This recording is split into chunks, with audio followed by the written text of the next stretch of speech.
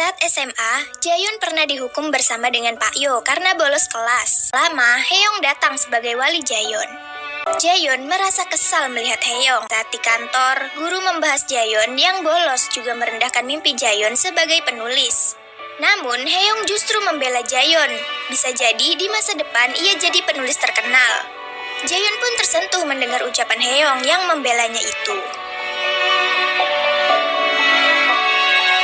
Saat bertemu, yang Pak Yo tahu Jaehyun itu dulu penulis dongeng bukan novel dewasa. Dan Jaehyun pun bingung menjelaskannya. Tak lama, Gyu-hyun meminta Pak Yo kembali.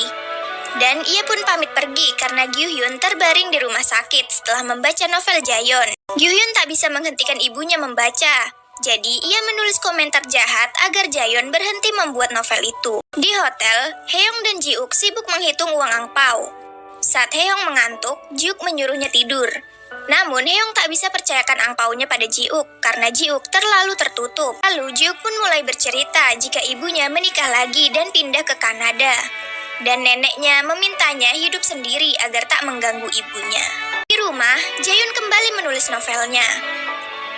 Lalu bosnya mengirim pesan agar Jaehyun tak membaca komentar dari pengguna bernama Lakyu. Jaehyun membalas itu tak berpengaruh. Namun saat Jaehyun membacanya, ia pun terkejut dan jadi sakit hati. Esokannya, Ji-uk mengantar Haeyoung ke bandara karena Haeyoung akan liburan. Lalu Haeyoung pun memberikan bayaran Ji-uk karena telah menjadi suami palsunya. Dan mereka pun pamit satu sama lain. Saat di pesawat, Haeyoung menemukan amplop dari Ji-uk lalu membaca suratnya. Yang berisi ucapan selamat juga harapan agar Haeyoung selalu bahagia dalam kehidupannya. 3 bulan pun berlalu. Dan Haeyoung pun akhirnya memenangkan penghargaan kontes internal itu. Di tempat lain, Jaehyun tekan kontrak kerjasama novelnya dengan Choi Min-ji. Saat Min-ji pergi, bosnya bilang jika pengacara akan mengirim keluhan pada Lakyu hari ini.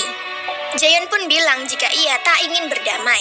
Pimpinan Bok datang memarahi Gyu-hyun karena membuat malu telah menulis komentar kebencian.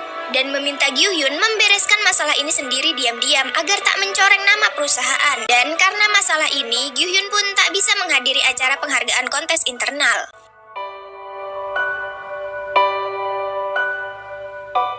Ketika pulang dan mengagetkan pegawai Toserba, Haeyoung kaget dan lupa jika kini Ji-uk sudah berhenti bekerja dan digantikan pegawai baru.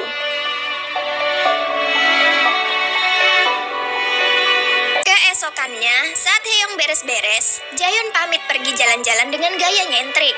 Dan Gyu-hyun datang ke kantor polisi dengan pakaian lusuh agar tak ada yang mengenalinya. Berlari ke arah Gyu-hyun dan sengaja menabraknya. Saat Gyu-hyun membaca pesan di ponselnya dan tahu Jaehyun si penulis Yeonbora, Jaehyun malah kabur. Lalu Jaehyun menelpon dan meminta bantuannya. Ia pun berlari ke kantor polisi untuk mengambil ponsel Jaehyun. Haeyoung memarahi Jaehyun karena khawatir bagaimana ia bisa menangani masalah ini sendirian. Malam harinya saat Ji-uk pulang, sebuah mobil menghadang dan seseorang turun. Esokannya, Haeyoung sibuk menyiapkan ruangannya sebagai ketua tim. Gyu-hyun terus mengingat Jaehyun sambil menulis surat permohonan maaf. Kemudian, Pak Yo pamit pergi untuk bertemu temannya. Gyu-hyun penasaran karena ia tak punya teman. Betapa kagetnya Gyu-hyun saat tahu jika teman Pak Yo ternyata Jaehyun.